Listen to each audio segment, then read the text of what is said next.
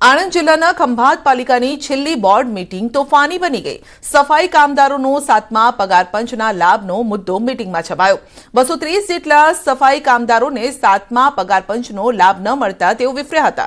અનેક વખત રજૂઆત કરવા છતાં પણ માંગણી ધ્યાને ન લેવાતા આખરે કામદારો મીટિંગમાં જ પહોંચી ગયા। તમામ સફાઈ કર્મીઓએ ખંભાત નગરપાલિકાના પ્રમુખ, ઉપપ્રમુખ અને કમિટી ચેરમેન વિરુદ્ધ સૂત્રોચ્ચાર કર્યા અને બોર્ડ રૂમની ઘેરાબંધી કરી। પરિસ્થિતિ એ હદે વણસી કે બોર્ડ મીટિંગમાંથી આ તમામ સભ્યો બહાર નીકળી શકે તેમ ન હોવાથી પાછલા બારણે ભાગવું પડ્યું હતું। ખંભાત પાલિકાના ઉપપ્રમુખ રાજેશ રાણા પાલિકા પાછળની દિવાલ કૂદી પાછળના લોખંડના થાંભલેથી નીચે ઉતરીને પલાયન થઈ ગયા, જેનો વિડીયો હાલ ખૂબ જ વાયરલ થઈ રહ્યો છે। આપને જણાવી દઈએ કે 28મી ફેબ્રુઆરીએ ખંભાત પાલિકા સ્વાયત્ત સંસ્થાના તમામ ચૂંટાયેલા સભ્યોની મુદ્દત પૂર્ણ થાય છે અને ત્યારે ખંભાત પાલિકાની આ છેલ્લી બોર્ડ મીટિંગ હતી, જેથી રજૂઆત માટે કામદારો પહોંચ્યા હતા। તો ખંભાત પાલિકાની છેલ્લી બોર્ડ મીટિંગ હંગામેદાર બની ગઈ। પોલીસે પણ ત્યાં પહોંચી અને મામલો થાળે પાડવો પડ્યો હતો, પરંતુ જે સત્તાધીશો છે, પાલિકાના સભ્યો હતા, તે કઈ રીતે ભાગી રહ્યા છે તે આપ જોઈ શકો છો। 7મા પગાર પંચનો લાભ નથી મળતો, જેને લઈને તેઓ વિફર્યા।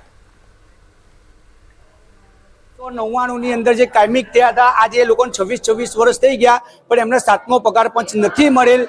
હવે આ 1 વર્ષ પછી કે 2 મહિના પછી રિટાયર થશે તો અમારો નંબર ક્યારે આવશે સર? 230 કર્મચારી હડતાલ પર છે ને આ લોકો વારે ઘડે એમને એક જ હાથ તાળી આપે છે કે અમે સરકારશ્રી જોડે મંજૂરી માંગીશું, પણ મંજૂરી 2016માં સરકારશ્રી આપેલી છે। ખંભાત નગરપાલિકાને ફક્ત ને ફક્ત અમલવારી કરવાની છે, એ છતાં નથી કરતા એ લોકો। જો હાથના સભા ખંડની અંદર એ લોકો મંજૂરી નહીં આપે તો અમે આવનાર દિવસોમાં ગાંધી ચિંધ્યા માર્ગે ને ભૂખ હડતાલ પર જઈશું। દિયોદરમાં લૂંટેરી દુલ્હનનો ત્રાસ।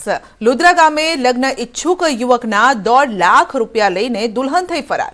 5 દિવસ દુલ્હન સાસરીમાં રોકાઈ બાદ ભાઈ બીમાર છે તેવું બહાનું બતાવીને રૂપિયા લઈને રફુચક્કર થઈ ગઈ। ભોગ બનનારે પોલીસને લેખિત રજૂઆત કરી કે દલાલે ખોટા લગ્ન કરાવી રૂપિયા પડાવી લીધા છે। યુવકે આક્ષેપ કર્યો છે કે કન્યા સાથે લગ્ન કરાવવા માટે દલાલે 3 લાખ રૂપિયા માંગ્યા હતા। જે તે સમયે 1.5 લાખ રૂપિયા રોકડા દલાલ રાજુ દેસાઈને આપ્યા પણ હતા, પરંતુ હવે દલાલ અને દુલ્હન કોઈનો પતો નથી।